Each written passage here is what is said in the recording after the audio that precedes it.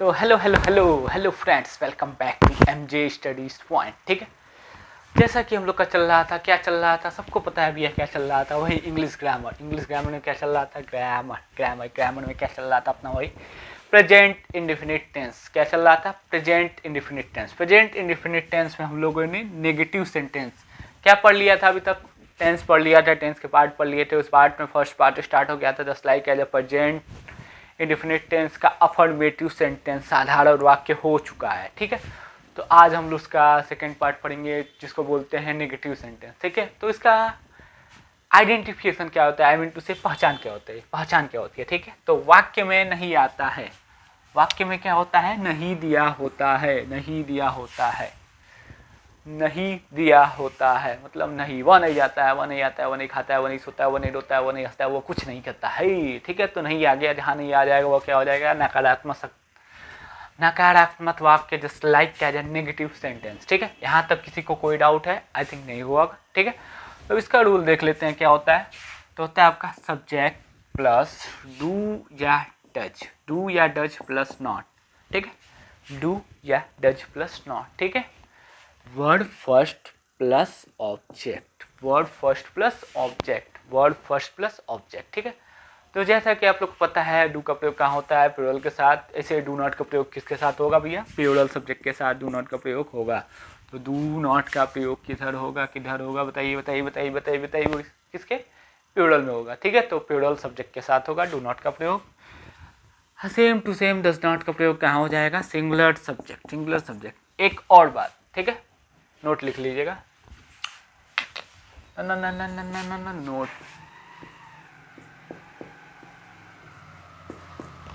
Note note note note note क्या हो जाएगा? इसमें यस या यस नहीं लगता है, इसमें यस यस नहीं लगता है। ठीक है, याद रखिएगा इसको। क्यों नहीं लगता है बताइए, क्यों नहीं लगता है? कौन बताइए, कमेंट में बताइए क्यों नहीं लगता है।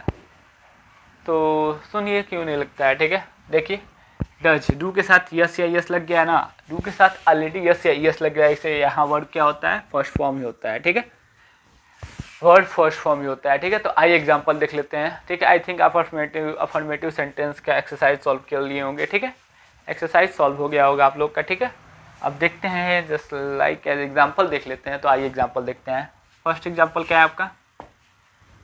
वह स्कूल नहीं जाता है, वह स्कूल नहीं जाता है। वो कहाँ नहीं जाता है? वह नहीं जाता है, कहाँ नहीं जाता है? स्कूल नहीं जाता है। तो क्या हो जाएगा? ही does not go to school. He does not go to school. He does not go to school. वह स्कूल नहीं जाता है। He does not go to school. ठीक है, सेकेंड हो जाएगा आपका। ये हो गया किसके लिए? सिंगुलर के लिए। प्लूरल देख लेते हैं। तुम स्कूल जाते हो, तुम स्कूल नहीं जाते हो, तुम स्कूल नहीं जाते हो, तुम स्कूल नहीं जाते हो। ठीक है, तो क्या हो जाएगा? You do not go to school, you do not go to school. क्या हो जाएगा? You do not go to school. I think यहाँ तक आप लोग को समझ आ गया होगा। ठीक है, तो इसमें जो नोट पॉइंट है उसको याद रखिएगा, क्या इसमें यस या यस नहीं लगता है। ठीक है, तो ओके फ्रेंड्स, वीडियो अच्छा लगा हो तो like share and subscribe my channel. ठीक है, तो मिलते हैं नेक्स्ट वीडियो में, तब तक के लिए bye, see you and meet you again. ठीक है, वीडियो अच्छा लगता हो तो like share and subscribe my channel. Okay, मिलते हैं, बाय।